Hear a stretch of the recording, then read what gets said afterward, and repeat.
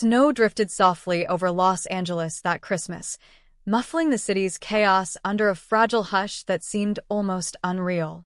Inside the Forrester estate, the familiar warmth of flickering lights, rich garlands, and the sound of laughter floated through the air. It was a season meant for peace and reunion, for forgiveness and beginnings. Yet even amid the golden glow of the Forrester living room, there was an undercurrent of tension, a sense that something unexpected was about to shatter the illusion of serenity. That moment came when the front doors opened and Thomas Forrester stepped inside, his hand gently resting on the arm of a woman no one had seen before. She was breathtaking in a quiet, haunting way, dark eyes that seemed to hold entire stories behind them, lips that hinted at secrets unspoken. "This is Marisol," Thomas said softly, his voice carrying both pride and hesitation. "My girlfriend." For a heartbeat, silence filled the room. Hope's smile faltered, Steffi's expression froze in polite disbelief, and Ridge exchanged a glance with Brooke that spoke volumes. Everyone in that room knew Thomas well enough to sense when something, or someone, had captured him completely. But there was something in Marisol's stillness, something in the way her gaze lingered on the framed photos and the family gathered before her, that made it clear she was not here simply as a guest. Marisol Rose introduced herself with practiced grace, explaining that she was the younger sister of Daphne Rose, a name that immediately stirred discomfort in Ridge's mind. Daphne had been involved years earlier with a rival fashion house, one that had once nearly bankrupted Forrester Creations in a scandal involving stolen designs and corporate sabotage. Though Daphne herself had died under mysterious circumstances, her name remained synonymous with betrayal in the Forrester family. The coincidence, or connection, was impossible to ignore. Eric, frail but still dignified in his twilight years, welcomed her with warmth.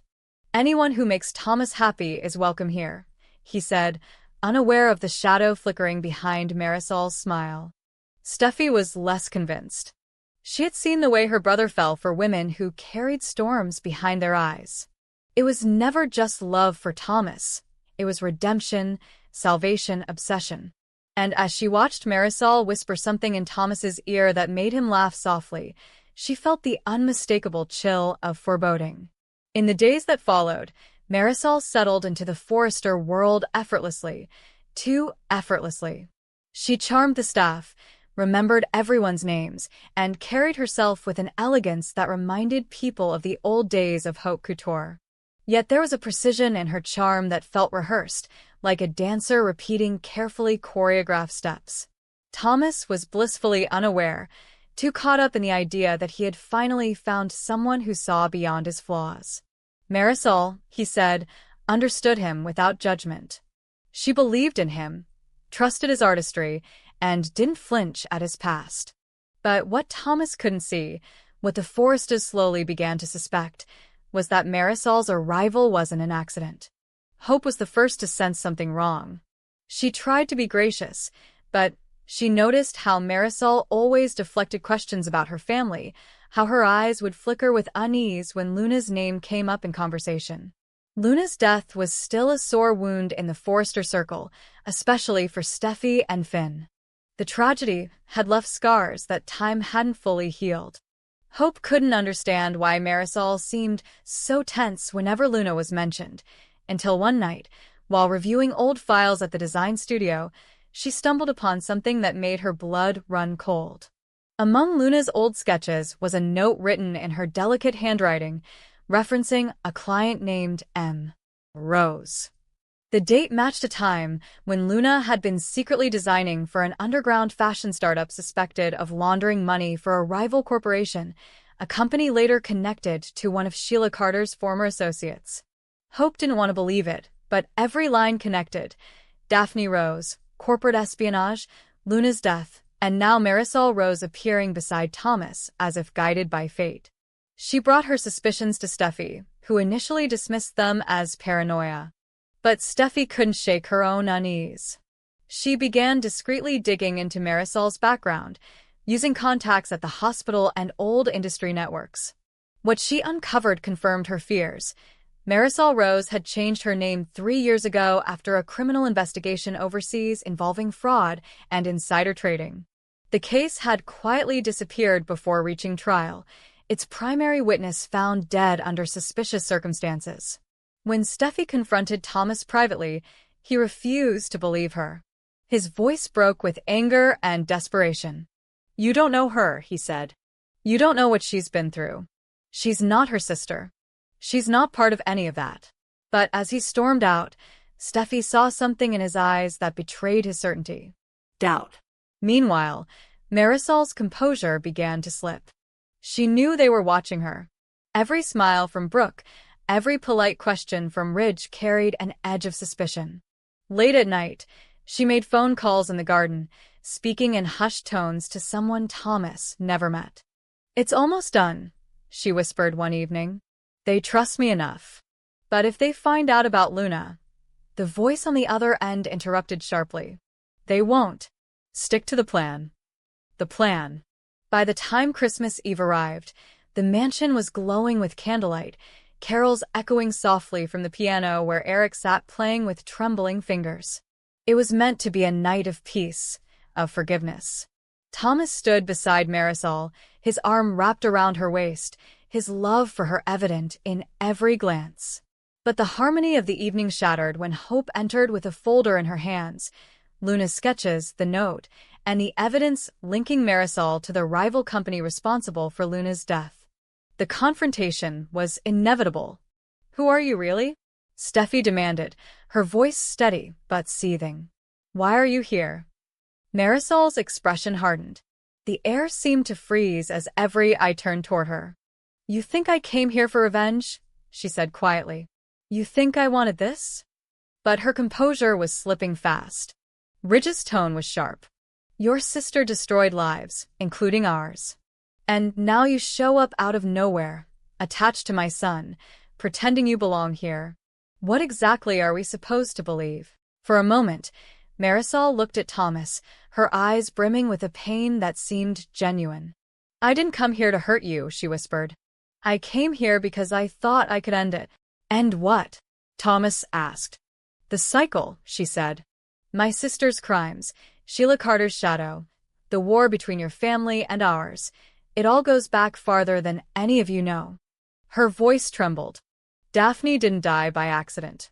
She was killed because she tried to stop the people she worked for. The same people who murdered Luna. And now they're coming for me. The revelation hit like a thunderclap. Marisol's secret wasn't vengeance. It was survival. She had been living under a false identity, hiding from the same network that had destroyed her sister and targeted anyone connected to the Forrester family. She had come to Thomas because she believed he could help her expose them. But she had underestimated how deeply the Forresters' mistrust ran. Before anyone could process her words, the lights flickered. The front doors burst open, and a gunshot shattered the air. Panic erupted. Marisol screamed as glass exploded around her, a bullet tearing through the window inches from her shoulder. Thomas pulled her down behind the furniture, shielding her with his body as chaos engulfed the room. When the intruder fled into the night, leaving nothing but shattered glass and the echo of violence, the truth became undeniable. Marisol's past wasn't just haunting her, it was hunting her. In the aftermath, the Forrester estate became a fortress. Ridge tightened security, Brooke comforted a shaken Eric, and Steffi worked closely with the police. For the first time, Thomas saw the fear in Marisol's eyes, not as guilt, but as truth. She wasn't the villain. They all were caught in a story that began long before her arrival. As days turned into weeks, more of the puzzle came to light. The organization Marisol feared had ties to Sheila Carter's former associates, a network that had used Luna's designs as a cover for laundering money and information. Daphne Rose had uncovered their scheme and paid with her life. Marisol had fled, changing her identity, and her connection to Thomas had begun as coincidence, but had grown into something real. The family faced a choice: protect her or turn her away. Ridge wanted her gone. Steffi remained torn. Hope argued for compassion. It was Eric, weakened but wise, who made the final call. If we let fear decide, he said quietly, then we become the people we've always fought against. We protect her. From that moment, Marisol became both a symbol and a warning, a reminder that every beautiful thing carries a shadow. As the investigation unfolded, more names surfaced, familiar ones from Forrester history. The enemy was not a single person, but a network that had existed in the fashion world for decades, built on manipulation and greed. And in the center of it all, one name appeared again and again: Sheila Carter. Even in her absence, her influence lingered like poison. By spring, the truth came fully into view. Marisol testified before federal investigators, exposing the crimes of those who had once pulled her strings. The Forrester family, once again thrust into scandal, stood by her side publicly. It was Thomas's choice to make the statement, his voice steady as he declared, "Forgiveness is not weakness. It's the strength to see beyond the damage." The months that followed were not easy. The family had to rebuild trust, both within themselves and with the world. But beneath the fractures, something unexpected bloomed, a quiet resilience. Marisol, once an outsider, began to find her place among them, not as a symbol of guilt, but as proof that redemption could exist even in the darkest pasts. And yet, even as the Forrester mansion returned to peace, Thomas knew the past was never truly gone. Late one night, as he worked in his studio, he found an envelope on his desk, no return address, just a single card inside. It read, in looping handwriting, "The game isn't over. S." He looked toward the window, where the night stretched endlessly beyond the glass, and he realized that some shadows never really fade, they just wait for the next storm. The first sign that something had shifted came quietly, an unfamiliar scent on Deacon's jacket, a softened tone in his voice, a hesitation in his eyes when she spoke. Sheila Carter noticed everything. She always did. It wasn't the kind of change that could be proven, not yet, but she felt it in the way her instincts prickled whenever Taylor Hayes' name was mentioned. There was always something calm and measured about Taylor, a soothing presence that people trusted. But to Sheila, that serenity was infuriating. It masked an arrogance she despised, the belief that people like Taylor could heal people like her. When she discovered that Deacon had been secretly attending therapy sessions with Taylor, Sheila's jealousy curdled into something darker, colder, and far more dangerous. For Deacon, the sessions had started as a desperate attempt to make sense of his life. His relationship with Sheila had been thrilling but suffocating, intoxicating but destructive. There was a part of him that wanted peace, that wanted to understand why he kept chasing chaos as if it were love. Taylor had listened, calm, compassionate, professional. But therapy has a way of peeling back layers people don't realize they've built, and in the process, something unexpected happened. The line between counselor and confidant began to blur. Taylor, still haunted by her own loneliness and the shadows of her past mistakes, found herself drawn to the vulnerability in Deacon. Against her better judgment, she began to care, not clinically but emotionally. When Sheila first confronted Deacon about where he had been spending his time, he had lied easily. He said he was taking business calls, meeting suppliers, or simply walking the beach to clear his head. Sheila wanted to believe him. After all, Deacon was one of the few people who had ever seen her as more than a monster. But the truth has a scent of its own. It lingers in the smallest gestures, the smallest silences. When Sheila finally followed him one afternoon, keeping her distance as she slipped between crowds, what she saw ignited a fire inside her that burned with pure betrayal. Through the window of Taylor's office, she saw them. Two people leaning close, their heads bowed as though sharing secrets that belonged to another world. Taylor's hand briefly touched Deacon's arm, an intimate, instinctive gesture. It wasn't overtly romantic, but it was enough. Sheila felt something inside her fracture.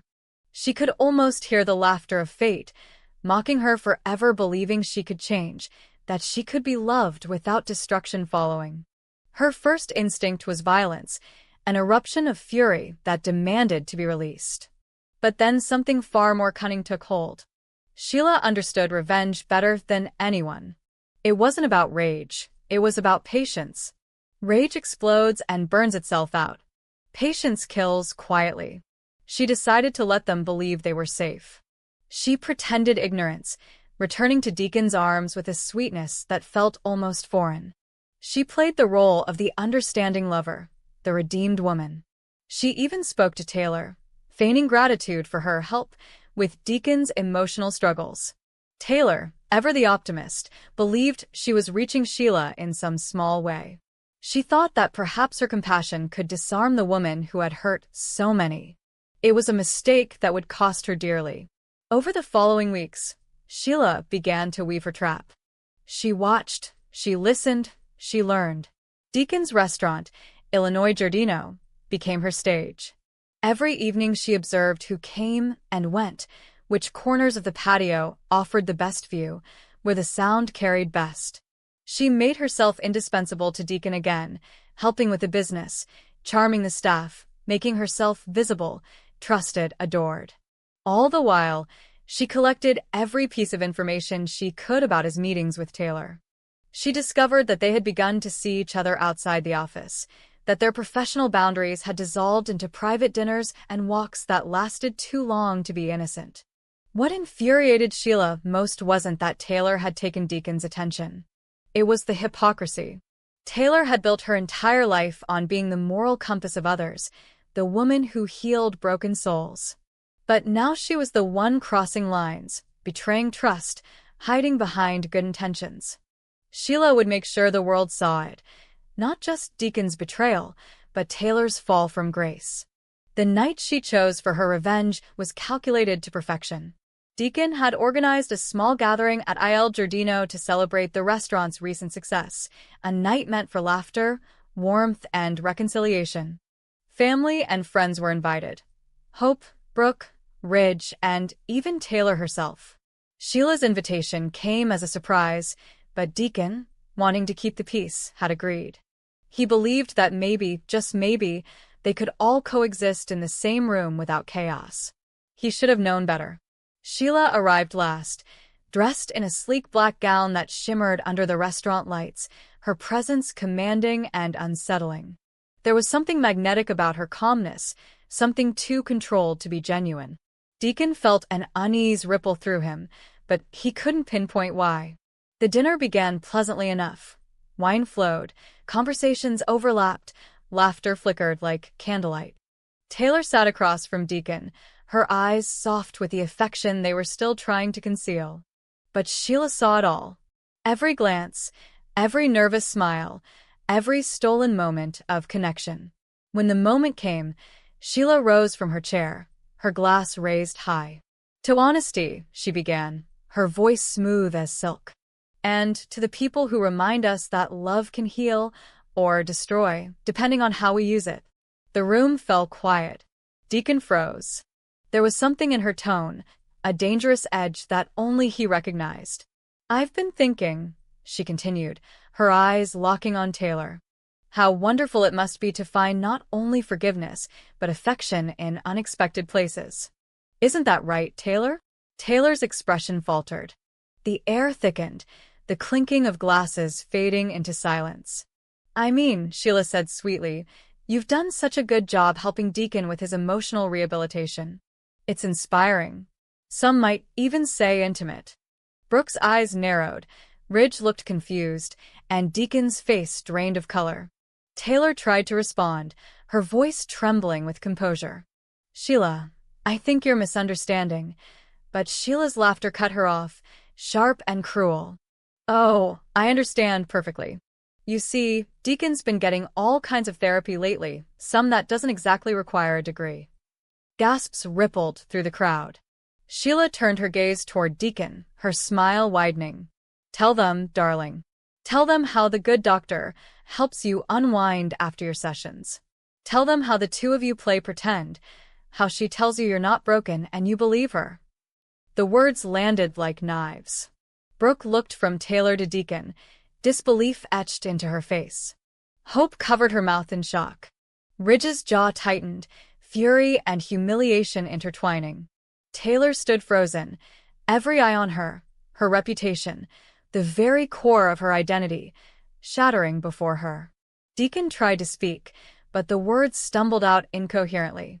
Sheila's trap had worked too perfectly. The room erupted into chaos. Brooke demanded answers. Ridge accused Taylor of betrayal, not just to her profession, but to her supposed integrity. Deacon tried to defend her, but every word only made things worse. Taylor's tears fell silently as she realized what Sheila had done, how thoroughly she had been cornered. The sanctity of her career, her friendships, her credibility, it was all burning in the flames of Sheila's vengeance. And Sheila stood there, calm amid the destruction she had orchestrated. "You both thought you could lie to me," she said softly, almost to herself. "You thought you could build your little secret world while I was standing in the dark. But I don't live in the dark, Taylor. I am the dark." Security had to escort her out when Deacon finally snapped, shouting for her to leave, his voice raw with anger and despair. Yet even as they dragged her from the restaurant, Sheila didn't resist. She didn't need to. The damage was done. The truth, half real, half twisted, had already sunk its claws into everyone present. In the days that followed, the fallout was merciless. News of the confrontation spread quickly. The scandal became a public spectacle. Taylor's patients canceled appointments. Her colleagues distanced themselves. She retreated into silence, too ashamed to defend herself. Deacon, meanwhile, tried to repair the damage, but his efforts only deepened the divide between him and everyone he cared about. Hope could barely look at him. Brooke called him a fool, and Ridge's contempt was unrelenting. But behind the chaos, Sheila thrived in the quiet satisfaction of revenge. She watched from a distance, her lips curling into a smile each time she saw the consequences unfold. Yet beneath that triumph was something she could never admit, a hollow ache where love had once been. Destroying Taylor and Deacon hadn't brought her peace.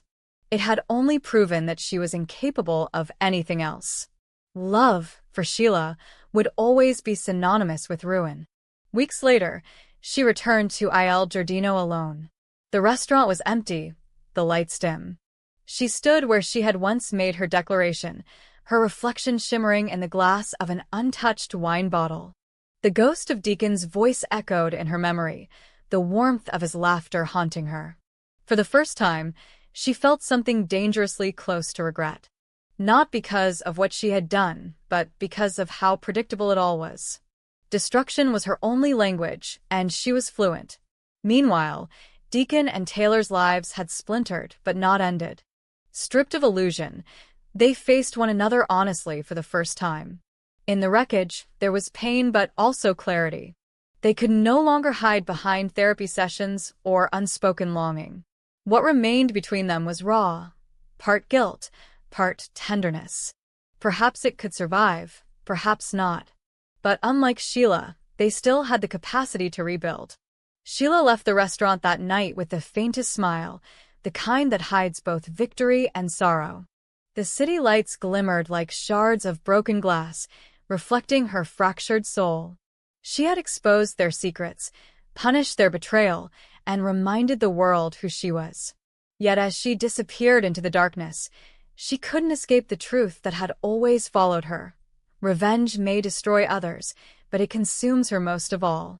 And somewhere deep down, in the quiet corners of her mind, a single whisper echoed, a truth she would never say aloud. She hadn't wanted to destroy Deacon. She had only wanted him to stay.